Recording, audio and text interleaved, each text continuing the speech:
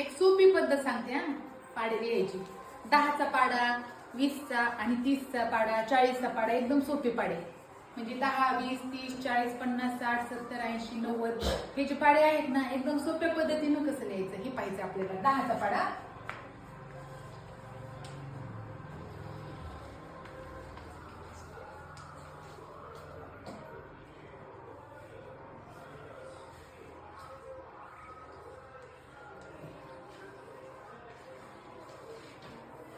झाला का तयार? बघा बघा काय लिहिलं 1 2 3 4 5 6 7 8 9 10 लिहून टाकले आणि त्याच्या पुढे 0 0 लिहून टाकले की झाला 10चा पाडा तयार. आवडलं का?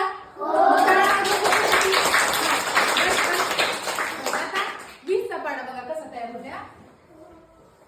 2 3 6 2 4 8 2 5 10 2 6 12 2 7 14 2 8 16 92 18 92 20 आणि ह्याच्या पुढे इथला 0 0 लिहून टाका.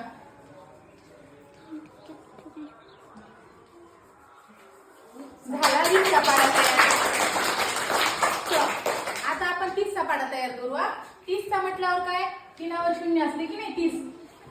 3चा पाडा लिहून टाकायचा. लिहायला मी बघा 3 1 3 3 2 6 3 3 9 3 4 12 3 5 15 3 6 18 3 7 21 3 8 24 3 9 27 3 है 0 0 0.